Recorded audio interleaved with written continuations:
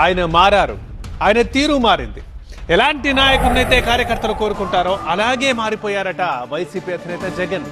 ఓటమితో ఎంతో నేర్చుకున్నారట.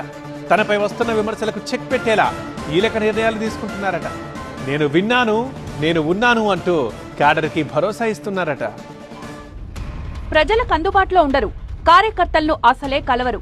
ఇది వైసీపీ అధినేత జగన్ పై ఉన్న ప్రచారం. వైసీపీ అధికారంలో ఉన్న 5 ఏళ్లు కార్యకర్తలకు పెద్దగా సమయం కేటాయించలేదనే విమర్శలు కూడా ఉన్నాయి. అయితే అదంతా గతం. ఇప్పుడు పూర్తి స్థాయిలో కార్యకర్తలకు అందుబాటులోకి వచ్చారంటూ తాడేపల్లి వర్గాలు చర్చించుకుంటున్నాయి. నేతలు కార్యకర్తలతో పార్టీ కేంద్ర కార్యాలయాల్లో ప్రత్యేకంగా భేటీ కావడంతో పాటు ప్రాంతాల వారీగా ఉన్న సమస్యలు, పార్టీ బలోపేతం కోసం తీసుకోవాల్సిన నిర్ణయాలపై ఫోకస్ పెట్టారు. నియోజకవర్గ సమన్వయకర్తలు, జిల్లా అధ్యక్షులు, పార్లమెంటరీ పార్టీ నేతలతో ఎప్పటికప్పుడు పార్టీ పరిస్థితులను అడిగి తెలుసుకుంటున్నారు. పార్టీ నేతల అభిప్రాయాలను పరిగణలోకి తీసుకోవడంతో పాటు వారి సమస్యలను జగన్ నేరుగా అడిగి తెలుసుకుంటున్నారు.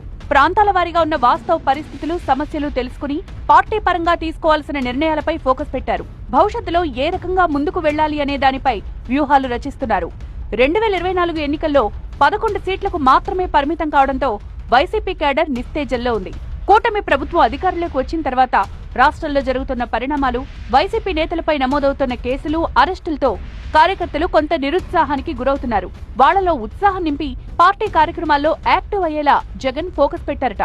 బెంగళూరు నుంచి తాడేపల్లి నివాసానికి వచ్చిన ప్రతిసారి తనను కలవాలనుకుంటున్న కార్యకర్తలకు సమయం కేటాయిస్తున్నారు. కేవలం నాయకులకు మాత్రమే జగన్మోహన్ రెడ్డిని కలిసే అవకాశం ఉంటుందన్న ప్రచారానికి చెక్ పెడుతూ సామాన్య కార్యకర్తలను కూడా కలుస్తున్నారు. నేతలకు కార్యకర్తలకు మధ్య ఉన్న గ్యాప్ ను తగ్గించే ప్రయత్నం చేస్తున్నారు. జిల్లాల వారీగా కార్యకర్తలను కలిసి వారితో ఫోటోలు దిగి వారి మంచి చెడు అడుగుతున్నారు.